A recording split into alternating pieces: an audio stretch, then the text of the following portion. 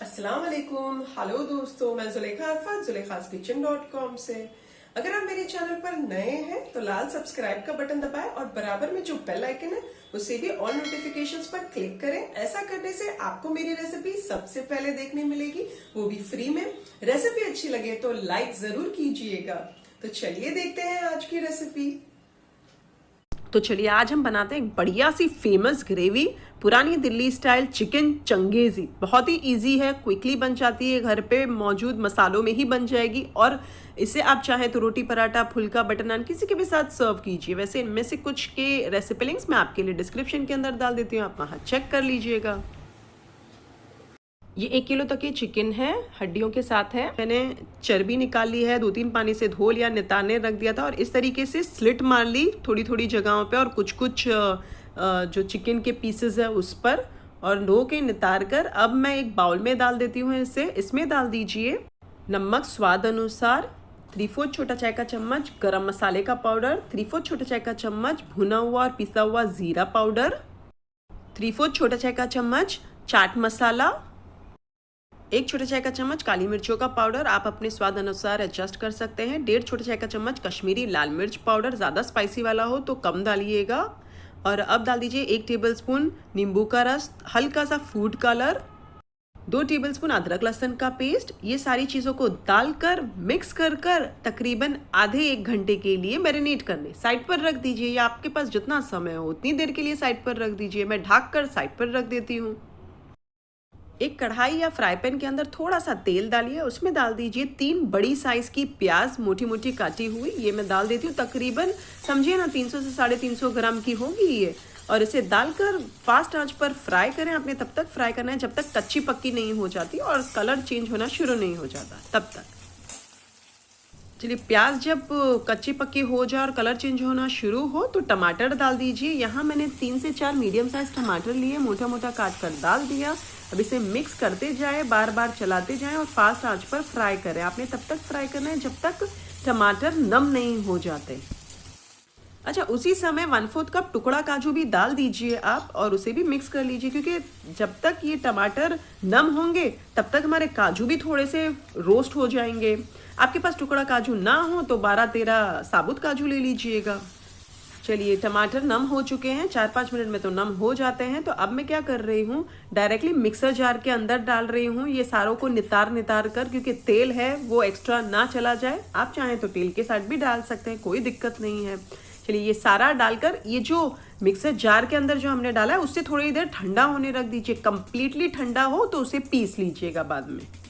अब सेम पतीली के अंदर थोड़ा सा और तेल डालिए, क्योंकि मेरा देख सकते हैं आप थोड़ा तेल पहले से ही था ही। अब ये जो चिकन साइड पर मैरिनेट करके रखी है, बिस्मिल्लाहिर्रहमानिर्रहीम बोलकर सारी चिकन डाल दीजिए मैरिनेशन के साथ। हाँ, और इसे फास्ट आंच पर तकरीबन फ्राई करें, उलट पलट करते जाएं। तब तक फ्राई करें जब तक चिकन पूरी तरीके से ड्राई नहीं हो जाती और हल्की हल्की चिटकने नहीं लगती।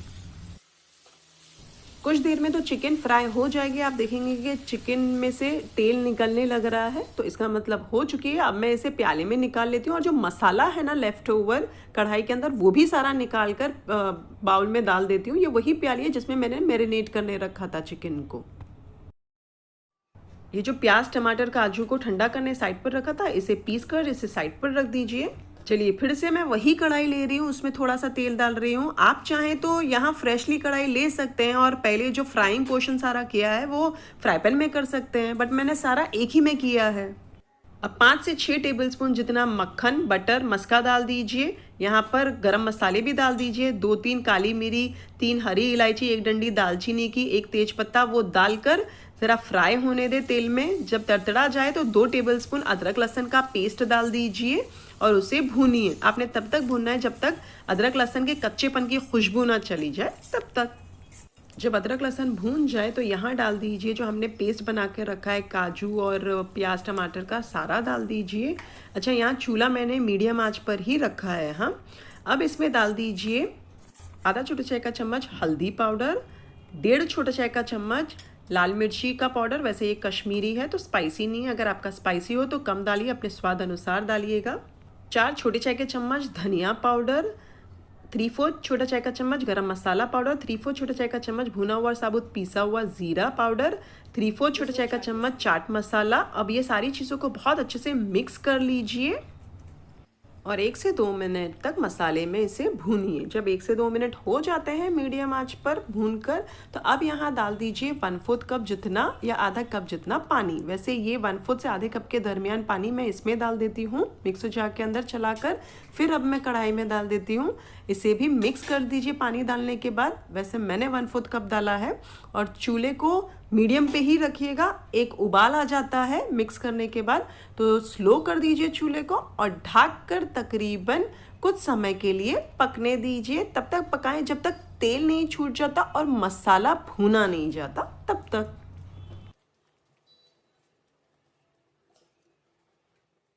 जब तक मसाला भुना रहा है, साइड पर फ्राई पैन में 2 छोटे चाय के चम्मच कसूरी मेथी सूखी हुई डालें और उसे हल्का भून लें। जब भून लें और थोड़ा ठंडा हो जाए तो उसे इस तरीके से हाथों की मदद से क्रश कर लें और साइड पर रख दीजिए। आप चाहें तो जब आप भून लेते हैं उसे प्याले में निकालने के बाद क्रश कीजिएगा। चलिए कुछ देर के बाद यहाँ देख सकते हैं आप माशाल्लाह तेल कितना अच्छा परफेक्टली छूट चुका है। तो अब यहाँ मैं डाल देती हूँ 175 ग्राम दही, तकरीबन 3/4 कप है। ये मेजरिंग कप का 3/4 कप है। ये मैं मीडियम आंच कर दी चूल्हे को और यहाँ ये सारी दही डाल दीजिए और बहुत अच्छे से मिक्स कीजिए और इसे 1 से 2 मिनट तक कंटिन्यूस फेंटते जाइए, मसाले में मिक्स करते जाइए और इसे 1 से 2 मिनट भूनिए। जब 1 से 2 मिनट हो जाता है चूल्हा स्लो कर दीजिए और ढक कर इसे भी पकने दीजिए। तब तक पकाएं जब तक तेल नहीं छूट जाता और दही भून नहीं जाती।